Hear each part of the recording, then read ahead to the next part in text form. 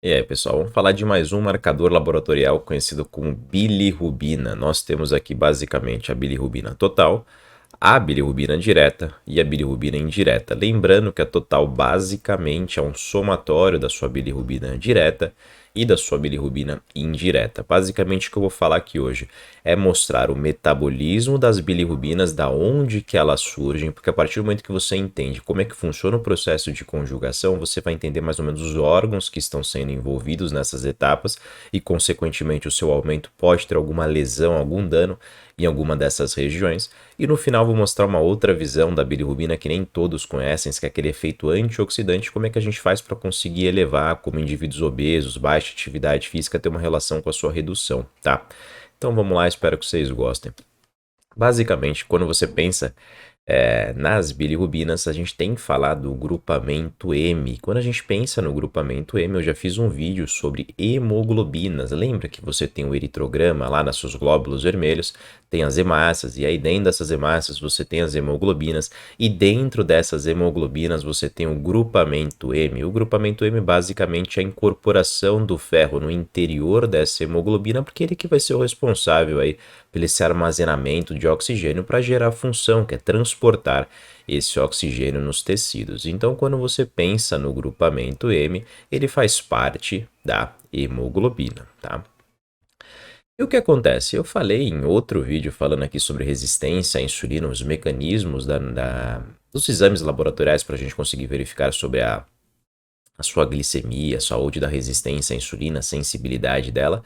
E eu falei sobre hemoglobina glicada, onde eu disse nesse vídeo que esses eritrócitos, essas hemácias, têm mais ou menos uma vida, uma duração de mais ou menos 120 dias. Né? E quando você pensa nesses 120 dias, tá bom, ultrapassou esses 4 meses, o que acontece? Elas começam a envelhecer, começam a ficar mais velhinhas, e mais na química a gente conhece como elas ficam senescentes, ou seja, elas ficam envelhecidas, e por estarem envelhecidas, consequentemente vai ter uma diminuição na função delas. Então, o que vai acontecer com essas hemoglobinas aí mais idosas, mais velhinhas? Basicamente, quando você tem um processo, né, quando essas hemoglobinas estão senescentes, quando elas estão mais envelhecidas, elas vão acabar sendo removidas da circulação. Isso acontece principalmente pela atuação de um órgão que você tem no seu corpo conhecido como o baço, e mais especificamente falando aí os macrófagos que estão presentes em volta desse baço. Basicamente, esses macrófagos vêm e fagocitam essas hemoglobinas, esses eritrócitos que tem nessas hemácias, que fagocitar, para quem não conhece esse mecanismo, é basicamente está aqui. Você tem aqui o macrófago, aqui está o eritrócito. Ele começa a fagocitar, ele começa a englobar, englobou e incorporou essas hemácias aí no interior e levando aí para o interior desse baço, tá? Só para você dar uma noção de quantidade, de eficácia, de função do seu corpo, mais de 5 milhões de eritrócitos por segundo são removidos da sua circulação. Então é um turnover muito grande, muito frequente, sempre renovando para evitar o máximo com que elas estejam mais idosas, mais velhinhas aí, para conseguir ter um prejuízo nessa sua função, tá? E daí, eu ainda não estou conseguindo entender a associação da hemoglobina, desse efeito senescente, com também a presença de bilirrubinas, tá? Quando você entrou no baço e você tem aí essa hemoglobina, né, ela entrou no interior desse baço, você tem ação de uma enzima que a gente conhece como hemioxigenase. E o que faz basicamente essa hemioxigenase? Ela pega esse grupamento M aqui das hemoglobinas e acaba quebrando ele, acaba tirando desse anel. E o que é formado quando você faz esse processo de oxigenação? Basicamente, você libera o ferro que está presente nele, você libera monóxido de carbono e você vai ver no próximo slide que você vai liberar também biliverdina. Esse monóxido de carbono ele vai ser aí excretado pelo seu pulmão e vou mostrar posteriormente também que esse ferro, por ele ser pró-oxidativo, você tem aí a sinalização para o aumento da produção de ferritina, que é um reservatório de ferro, para conseguir controlar, para conseguir armazenar esse ferro e evitar com que ele sofra um processo de oxidação, tá? Então, aqui mostrando, foi exatamente o que eu disse no slide anterior, quando você tem a ação da hemioxigenase, quando você tem a quebra desse grupamento M provido das hemoglobinas, aquelas hemoglobinas que foram captadas lá pelos macrófagos e incorporadas lá no seu baço. Além do ferro e além do monóxido de carbono, você também tem a liberação de biliverdina. Então tá aqui, ó, grupamento M. Aqui às vezes na química, né, às vezes estruturalmente falando fica mais fácil de entender, ou não, né? Aqui você tem a estrutura, né, na hemoglobina basicamente, você tem o ferro no interior dela, que é o grupamento M, desculpa, você tem a ação da M-oxigenase e você vai ter a liberação do monóxido de carbono, que vai ser incorporado no pulmão e ser excretado, mas também posteriormente você vai verificar que ele tem uma ação antioxidante também. Tem essa liberação do ferro que é liberado do interior desse grupamento M, que vai ter aumento da produção de ferritina, e você tem a liberação de biliverdina. E aí, biliverdina vai sofrer ação de outras enzimas aí que eu vou falar no continuar do vídeo, tá? Então, quando você tem aqui, ó, M, grupamento M, biliverdina, lembrando que essa enzima M-oxigenase que vai fazer essa quebra, ela também, além do baço, está presente nas células de Kupfer, lá do seu fígado, tá? Então, além do baço, o fígado também acaba sendo bem importante aí nessa formação de biliverdina. E a biliverdina, por sua vez, vai sofrer ação de uma enzima com nome muito aí, como pode dizer, um nome muito diferente, né? Que é a biliverdina redutase, que basicamente vai pegar essa biliverdina e convertê-la em bilirrubina. Então, de biliverdina você tem a formação do tema do vídeo de hoje, que é a bilirrubina. Então, da onde que vem a bilirrubina? A partir da degradação do grupamento M dos seus glóbulos vermelhos, da sua hemoglobina. E interessante, quando você lê o nome aqui, biliverdina, não lembra de verde? E quando você pensa em bilirrubina, está mais associado com uma coloração mais amarelo, mais alaranjado. Por quê? Porque a biliverdina ela é verde e a bilirrubina é mais amarelo e mais alaranjado. Então vamos dar um exemplo mais prático para facilitar o entendimento, né? Aqui antes disso, lembrando que para a biliverdina ser bilirrubina depende da biliverdina redutase, que é dependente de NAD e pH. E quando você tem NAD, você tem aí a dependência de vitamina B3, que é a niacina, tá? Então, a niacina também é de extrema importância aí para essa conversão e formação de bilirrubinas. E aqui mostrando um exemplo prático referente à coloração, temos aqui um machucado. Você vai lá bater o braço em alguma coisa, se machucou. Quando você se machucou, consequentemente, você vai ter uma lesão desses glóbulos vermelhos que estão presentes na sua circulação. Vai ter um extravasamento. Aqui ele colocou até o nome burst, tá vendo? Como se explodir, né? Basicamente no seu tecido, na sua pele. E o grupamento M, né? Porque dentro desses glóbulos vermelhos você tem hemoglobina e dentro da hemoglobina você tem o grupamento M, certo? É o grupamento M que faz a formação da hemoglobina. Quando ele explode, consequentemente provocado por uma lesão, ele tem uma coloração muito específica. O grupamento M tem uma cor mais arroxeada. Quando esse grupamento M, então quando você se machuca, você tem lá a formação daquele roxo, né? Depois, esse roxo não vira verde, do verde depois não vira amarelo. Por quê? Porque esse grupamento M, ele vai sofrer um processo de metabolização para formar aí a biliverdina. Vai ter ação daquela que eu te mostrei, que é a M-oxigenase. Então, a M-oxigenase vai atuar convertendo esse grupamento M em biliverdina. Gerando biliverdina, vai gerar aquela coloração mais esverdeada. E, por sua vez, a biliverdina vai sofrer ação de outra enzima, que é a biliverdina redutase, para a formação de bilirrubina, que tem uma cor mais amarelada, mais alaranjada, que aí quando você tem aí o clearance completo aí dessa bilirrubina, você tem aí o tratamento dessa lesão, né? Não tem mais aquela coloração naquela lesão. Então agora você já começou a entender referente à cor, referente da formação, referente da fonte, é bacana entender aí todo o processo de função e origem, porque começa a fazer um pouco mais de sentido as coisas, né? E aí, aqui basicamente quando você tem, então a gente parou aqui, a gente tem a biliverdina, sofreu ação da biliverdina redutase, que é dependente de vitamina B3 e formou a bilirrubina. A bilirrubina, por sua vez, quando ela é formada, seja lá no baço, seja lá, por exemplo, no seu fígado, ela vai ter que ser transportada na circulação. E por ela ser transportada da circulação, ela não consegue caminhar sozinha. Então ela precisa de um transportador. Quem vai transportá-la vai acabar sendo a albumina. Então a bilirrubina se liga na albumina e é transportada na circulação. E caso ela não esteja no fígado, ela vai até, por exemplo, o seu fígado. Ah, Ciro, e naqueles indivíduos que têm uma hipoalbuminemia, né, que tem baixos níveis de albumina, normalmente essa bilirrubina ela pode estar ligada também na HDL. Tá? Chegando no seu fígado, o seu fígado vai conseguir fazer essa separação da bilirrubina com a albumina. e vai promover a incorporação. Lembrando que essa separação não é tão eficaz assim, então tem mais ou menos em torno de mais ou menos de 20% de clearance. Lembrando que essa bilirrubina que a gente tem aqui, que ela é formada a partir da biliverdina, a gente conhece ela como bilirrubina indireta, ou seja, bilirrubina não conjugada. Então, quando você faz a mensuração da bilirrubina indireta, normalmente ela está sempre associada com a albumina, tá? Então, beleza, ela entrou no seu fígado, está no formato de bilirrubina indireta, que ela veio, por exemplo, a partir aí da degradação do grupamento M. Quando ela chegou no seu fígado, ela vai sofrer ação de uma enzima conhecida como UDP-GT, que vai conjugar essa bilirrubina. Então, de bilirrubina indireta ou bilirrubina não conjugada, vamos vamos conjugá-la em bilirrubina direta ou bilirrubina conjugada. Com essa conjugação aqui, você aumenta o tamanho dessa bilirrubina, então evita com que ela sofra um processo de reabsorção e ela também acaba se tornando solúvel em água. Então, se ela acaba se tornando solúvel em água, ela não depende mais de um transportador.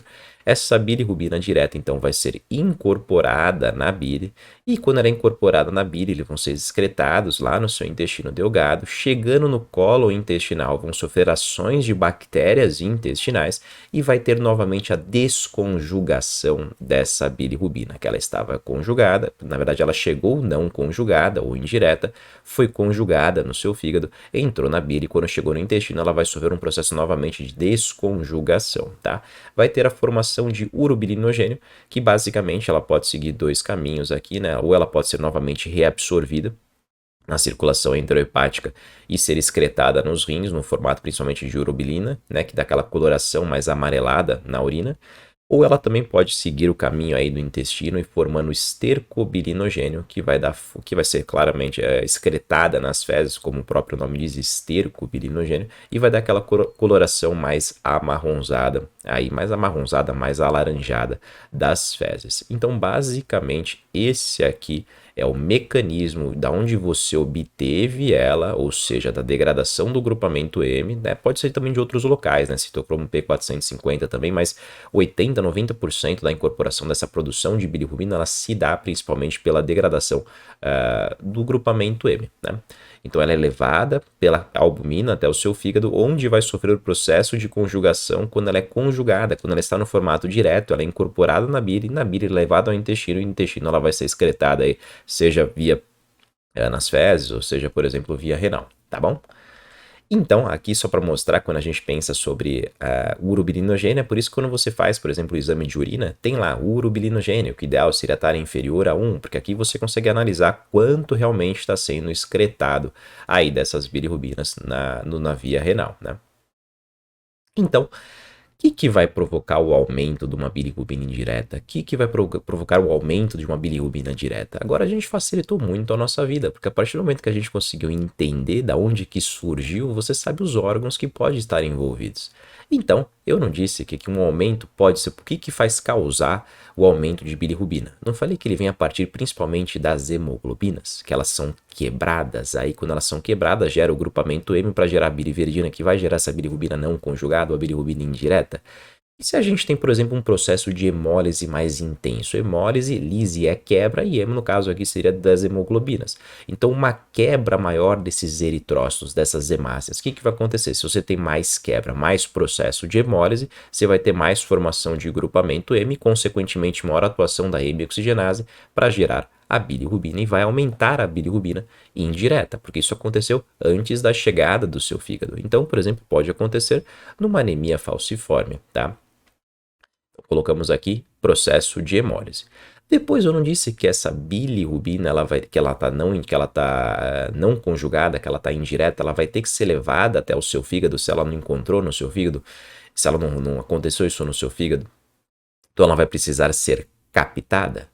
E se você tem, por exemplo, uma diminuição da captação hepática? Se você não está conseguindo captar, Consequentemente, ela não vai ter incorporação dentro do seu fígado, e se não vai ter incorporação dentro do seu fígado, consequentemente, você vai ter uma diminuição na conjugação e o aumento dessa bilirrubina indireta. Então, posso dar o exemplo, a síndrome de Gilbert, mostrando que nesses indivíduos você tem aí uma diminuição de até 30% nessa captação e nessa conversão, nessa conjugação dela, elevando então o aumento dessa bilirrubina indireta, tá? Síndrome de Gilbert é uma coisa interessante, né? Porque é uma síndrome benigna que pode acontecer nos indivíduos. E olha esse estudo mostrando uma outra relação, uma outra função para as bilirrubinas, mostrando aqui que elites, atletas de elite, normalmente, né, têm uma maior prevalência dessa síndrome. E ele iniciou na introdução falando que realmente essa conjuntura de biliverdina sendo convertida de bilirrubina, ele tem um efeito antioxidante muito alto, que é uma coisa que a gente chama de biliverdina bilirrubina redox. E ele é tão antioxidante que quando ele faz a comparação com vitamina E, que é considerado aí por muitos um ótimo antioxidante, ele tem um efeito de 20 vezes mais eficaz na prevenção da oxidação do LDL. Já falei 1 bilhão de vezes sobre oxidação de LDL, mas basicamente quando você tem essa oxidação, ela invade o íntimo das suas artérias, onde ela vai sofrer um processo de oxidação e vai começar a ter a formação das placas de ateroma, então consequentemente vai estreitando o vaso dessas suas, vai começar a estreitar o vaso das artérias aqui e consequentemente pode provocar um infarto, por exemplo. E foi mostrado que essa biliverdina e bilirrubina, esse redox, esse ciclo que tem, é altamente eficaz em promover um efeito antioxidante para reduzir essa oxidação. De acordo com esse artigo em específico, ele falou que a bilirrubina é a maior substância antioxidante que você tem no seu corpo. Aqui, só para mostrar realmente o que é esse biliverdina, bilirrubina redox, você tem aqui, ó, tudo que a gente falou. A gente tem a ação da hemioxigenase, ó, grupamento M aqui, ó, reação da homoxigenase. Quando você gera homoxigenase no grupamento M, você libera ferro, você libera monóxido de carbono e você libera biliverdina.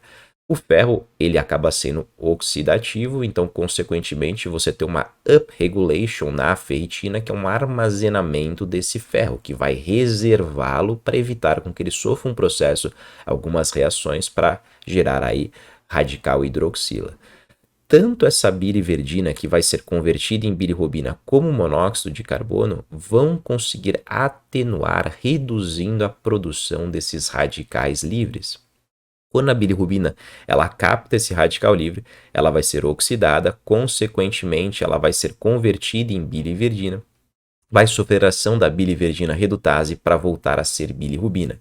Então ela faz esse redox aqui de pega a bilirrubina, capta, vira biliverdina, volta a ser bilirrubina e fica fazendo isso, sendo um potente antioxidante. Então aqui mostra que realmente esse redox aqui de biliverdina para bilirrubina, de bilirrubina para biliverdina, você consegue aumentar a produção, né, dar um upregulation nessa NRF2, que é um caminho de produção de antioxidante, da mesma maneira que ela dá um downregulation, ou seja, reduz a produção do fator transcricional NF-κB, que é conhecido por muitos aí como indutor de inflamação. Então o que ele faz? Ele promove o efeito antioxidante e anti-inflamatório e consegue reduzir principalmente esse fator aí inflamatório, tá? Por isso que ele acaba sendo anti-inflamatório, tudo bem?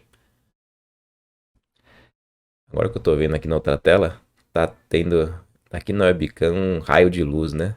Espero que não atrapalhe. Se atrapalhar, desculpa aí, tá? E aqui só para mostrar referente aos atletas sobre a síndrome de Gilbert, foi mostrado que, ó, quando você tem um aumento leve desses níveis de bilirrubina, que pode ser ocasionado às vezes por essa síndrome de Gilbert, ele tem, claro, lembrando que esse aumento, desde que não seja ocasionado por um dano hepático ou um processo de hemólise, ou seja, se for uma coisa natural e não uma coisa patológica, isso pode provocar uma vantagem seletiva. Graças aos efeitos benéficos que você tem da bilirrubina, você pode aumentar o desempenho esportivo, você pode aumentar a performance esportiva, tá? E por que isso acontece, basicamente? Quando você tem treinos muito extenuantes, você tem aumento da produção de radical livre, isso é bacana, isso é legal, porque consequentemente você tem um aumento no processo que a gente chama de hormeses, que vai aumentar a produção antioxidante endógena. Hormese é basicamente aquele indivíduo que apanha para aprender, basicamente, seu corpo apanha para conseguir aprender, tá? Então, esse é um processo de hormese, né? Se aumentou a captação e a produção endógena do seu corpo, consequentemente você acelera a sua recuperação e você provoca uma adaptação metabólica, tá? Então, quanto maior os níveis de bilirrubina, desde que não seja níveis patológicos ou ocasionado por alguma patologia, ele pode ser altamente produtivo e benéfico no seu corpo, tá bom? Então, ele é um potente, uma ótima substância antioxidante. Então, vamos tentar rever esses níveis de valor de referência, porque às vezes você está no valor de referência, mas está muito no limite inferior. Isso não é bacana, tá? Isso é altamente prejudicial. Vou mostrar mais para frente. Então, vamos continuar aqui. Falamos que a gente tinha falado da captação, que era da síndrome de Gilbert. Outra coisa que pode estar acontecendo também é uma diminuição na conjugação, porque eu não falei que a bilirrubina ela é indireta, ela é não conjugada, depois ela tem que sofrer ação de uma enzima que vai conjugá-la.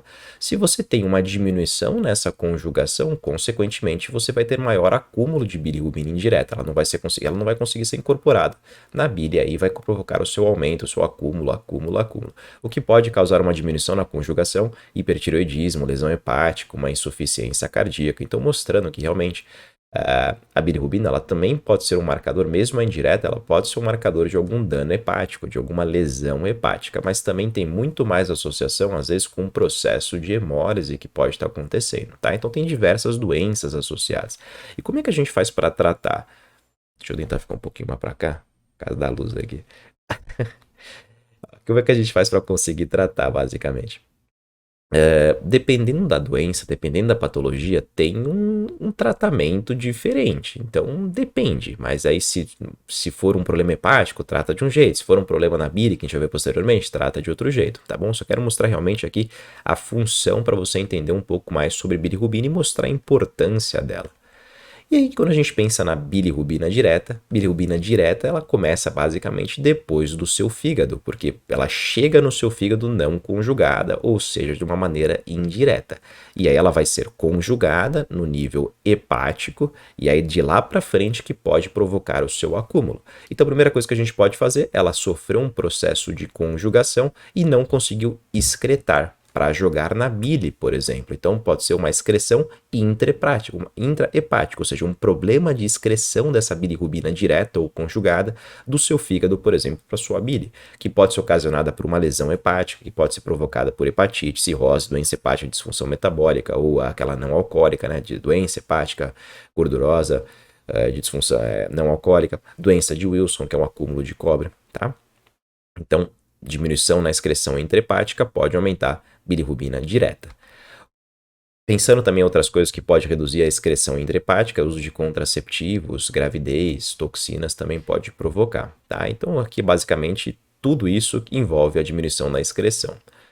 E aí ele conseguiu excretar, mas aí você vai jogar para bile, que nem eu disse. E se a gente tiver algum problema aqui biliar, uma diminuição, perdão, aqui não é uma diminuição, aqui é um aumento da obstrução biliar. Então, quando você tem uma obstrução biliar, aqui no caso, tem que corrigir isso aqui depois, hein? Quando você tem um aumento da obstrução biliar, consequentemente, essa bilirrubina ela vai ficar presa dentro dessa bile aqui e não vai conseguir ser jogada no intestino delgado e ser atuada na ação das bactérias intestinais, do seu colo intestinal, para conseguir ser excretada. Então acaba tendo um acúmulo dessa bilirrubina direta. Então pode ser ocasionado por tumores, pancreatites, infecções parasitárias, na AIDS, tá bom? Então aqui redução da excreção intrahepática e o aumento de algum problema, né, nessa obstrução biliar. Então, basicamente, são as duas coisas que a gente tem provocando o seu aumento, a bilirrubina indireta num processo de hemólise, de captação e conjugação, e bilirrubina direta num problema de excreção, ou problema também de alguma coisa relacionada com a bile, tá? Então, aí, esse aumento pode provocar um aumento nas vesículas biliares e começar a gerar toxicidade, tá bom? E lembra que eu falei nesse artigo aqui em específico que a biliverdina e bilirrubina redox ela é uma potente substância antioxidante? E o que foi mostrado nesse artigo? Que indivíduos obesos, normalmente aqueles que estão associados com síndrome metabólica, hipertensão, aumento de circunferência abdominal, diabetes ou isoladamente diabetes, obesidade, aterosclerose, que é aquela formação de placas de ateroma, normalmente apresentam níveis de bilirrubina um pouquinho mais baixos, ou seja, estão dentro do valor de referência, mas num percentil inferior. E aqui mostrando um monte de marcador inflamatório que tem uma relação inversa com os níveis de bilirrubina, ou seja, quanto maior esses valores, TNF-alfa, por exemplo, menor os níveis de bilirrubina, mostrando que realmente está propiciando deixar um ambiente muito mais inflamatório quando você tem uma redução dos níveis de bilirrubina. E esse artigo mostra que a atividade física, nutracêuticos, redução de peso e até vias medicamentosas podem provocar o aumento dessas bilirrubinas e, consequentemente, melhorar o efeito antioxidante desse indivíduo. Então aqui mostrando para vocês que quando você tem um aumento de bilirrubina, mas não é de uma maneira patológica, ou seja, não é um dano renal, não é um dano hepático, não é um dano renal para atrapalhando na excreção, ou uma hemólise muito intensa que está ocasionando um aumento, um acúmulo de bilirrubina, se ele não é patológico, o aumento desses níveis de bilirrubina pode provocar um efeito antioxidante, e esse efeito antioxidante pode provocar a proteção, o aumento dessa proteção. Então, trago algumas evidências mostrando o que pode provocar o aumento de bilirrubina e o que pode provocar a redução dessa bilirrubina, tá? Então, aqui mostrando que quando você... Aqui, na verdade, foi um estudo de 3 a 4 anos, que foi feito um questionário para esses indivíduos para ver se eles consumiam alimentos que eram ricos em flavonoides. Então, eles colocaram 15 alimentos, selecionaram 15 alimentos, só que no corpo do artigo eles só falaram de 5 exemplos. Eu tentei procurar no artigo inteiro, mas não encontrei os outros 10 que eles sinalizaram. Eles citaram maçã, uva, brócolis, laranja e cenoura. E basicamente, qual que foi a pergunta? Foi dividido de 0 a 6. Quanto maior esse valor, quer dizer que maior esse consumo. E foi mostrado que quanto maior o consumo desses alimentos flavonoides aqui, consequentemente aumentou os níveis de bilirrubina de uma maneira obviamente natural, no caso não patológico, e aumentou o efeito antioxidante e consequentemente provocou o aumento da proteção.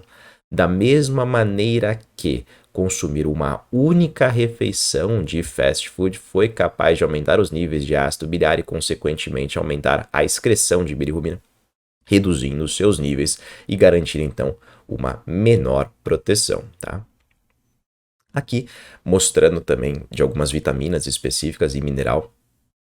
Os indivíduos que consumiam níveis mais altos de vitamina C e de folato, né, de vitamina B9, então vitamina C e vitamina B9, apresentavam níveis mais altos de bilirrubina. Então, vitamina C você encontra na laranja, na cerola, no kiwi, e vitamina B9 na lentilha, no espinafre, no abacate. E aqui os indivíduos que consumiram altos níveis de gordura saturada, consequentemente apresentaram níveis menores de bilirrubina, tá bom?